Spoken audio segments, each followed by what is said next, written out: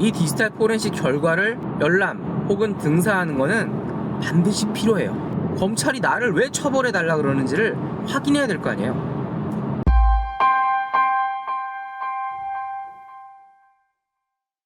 안녕하세요. 고변의 법률 꿀팁입니다. 오늘의 주제는 디지털 포렌식 결과의 공개. 지금 지방에 재판을 가는 길인데 좀 막혀요. 제 왼쪽 차선이 지금 버스 전용 차선인데 옆에는 막 싱싱 가고 있습니다. 이게 좀 부럽기는 하네요. 최근이죠. 2019년도 10월에 서울행정법원에서 고소인이 제출한 휴대전화의 디지털 포렌식 조사 결과를 고소인에게도 공개하라는 판결이 선고됐어요. 1심 판결이죠. 오늘 제가 하는 이야기의 가장 중요한 포인트는 고소인이에요. 고소인. 이 사건의 사실관계를 좀 보면요, 여성이 성폭행을 당했다고 고소를 했어요. 그런데 검찰에서 첫 번째로 무혐의 처분이 내려졌고요. 이 무혐의 처분에 대해서 여성이 불복해서 항고를 합니다. 항고는 쉽게 말하면 다시 한번 수사해달라는 거예요. 법원의 재판을 받을 때 항소랑 비슷한 개념이라고 생각하시면 됩니다. 그런데 일단 항고가 받아들여졌어요. 그래서 다시 수사를 시작했습니다. 그 과정에서 고소인은 자신의 휴대전화를 검찰에다 제출을 했어요. 그리고 검찰은 이 휴대전화를 디지털 포렌식 조사 절차를 거쳤어요. 그런데 검찰은 이런 수사 단계를 거치고도 다시 이 여성의 고소에 대해서 불기소 처분을 합니다. 피고소인에 대해서 무혐의 처분을 해요. 그러자 고소인은 당연히 기분이 나빴겠죠. 그래서 검찰청에다가 그럼 내가 제출한 휴대전화의 디지털 포렌식 결과를 좀 보여다오 라는 요청을 해요. 검찰은 거부합니다.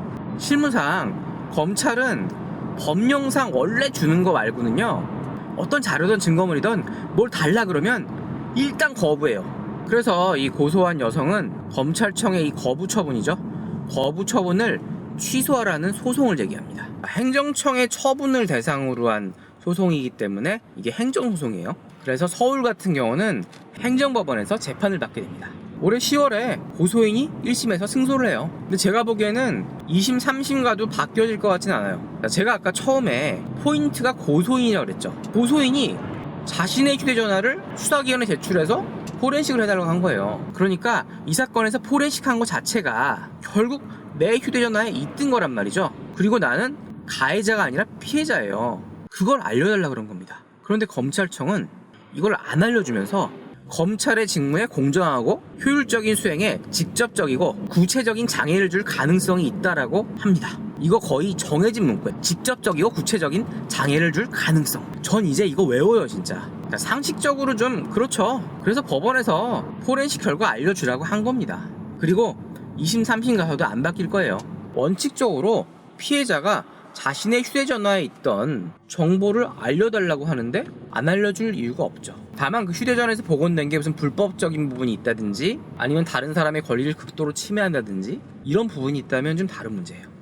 자, 여기서 그럼 한 가지 의문점. 제가 말씀드린 사례는 고소인이 알려달라고 그런 거죠.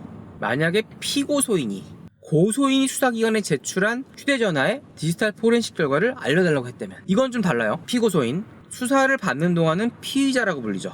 이 피의자가 기소가 되면 법정에서는 피고인이라고 불립니다. 실무상 일단 피고소인 단계에서는 고소인이 제출한 휴대전화의 디지털 포렌식 결과 자체를 보는 게 거의 불가능하다고 보시면 됩니다.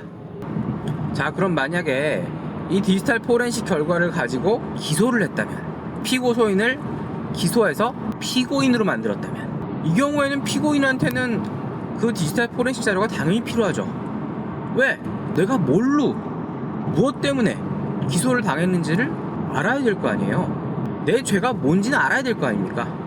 피고인의 방어권 보장을 위해서 이 디지털 포렌식 결과를 열람 혹은 등사하는 거는 반드시 필요해요. 도대체 어떤 영상, 문자, 대화를 문제 삼아서 나를 기소했는지, 검찰이 나를 왜 처벌해달라 그러는지를 확인해야 될 거 아니에요. 피고인의 입장에서는 아주 굉장히 중요한 문제예요. 그런데 디지털 포렌식 조사 결과에는 고소인의 개인정보가 굉장히 많이 들어있어요. 그래서 검찰에서는 실제 법원에다 제출하는 증거는 이 전체 디지털 포렌식 조사 결과 중에서 범죄와 관련 있는 것만 떼어서 제출을 해요. 그래서 검찰이 그렇게 범죄와 관련 있다고 떼어서 제출한 부분에 대해서만 원칙적으로 피고인이 그걸 보거나 복사해 올 수 있어요. 하지만 경우에 따라서 그 자료도 제한적으로만 볼 수 있게 하는 경우가 있어요.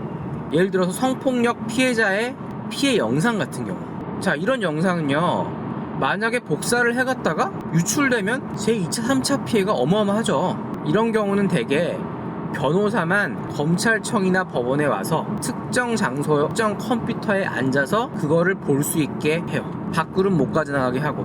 실제로 저도 여러 차례 들어갔다 나와봤는데요, 변호사 본인밖에 안 돼요. 직원도 못 따라 들어가고요, 가해자도 보지 못하게 제한되는 경우들도 있었어요. 굉장히 제한적으로 보게 돼 있어요. 등사, 그러니까 복사가 불가능하고 해당 파일을 보고해야 됩니다. 제가 지금까지 말씀드린 거는 고소인이 제출한 핸드폰의 디지털 포렌식 결과에 대한 것인데요, 피고소인 측, 그러니까 피의자나 피고인이 제출하거나 압수당한 핸드폰의 포렌식 결과에 대한 것도 비슷해요. 여기에 대해서는 다른 영상에서 다시 한번 말씀을 드리겠습니다. 한참을 떠든 것 같은데 아직 멀었습니다. 도대체 오늘 차가 왜 이렇게 막히는지 모르겠네요. 최근에 디지털 포렌식 관련된 문의들이 많이 와서 영상을 앞으로 몇 개를 만들어 보려고 해요. 우리 손에 항상 핸드폰이 들려있는 만큼 되게 디지털 포렌식이 생각보다 많이 이루어집니다. 사설로 하던 아니면 수사기관에서 하던. 그러다 보니까 사람들이 의문들도 많이 갖는 것 같아요. 제가 틈나는 대로 영상 한두 개씩 만들어 보겠습니다. 이번에 법률 꿀팁 도움이 되셨나요? 도움이 되셨다면 구독하기 눌러주시면 감사하겠습니다.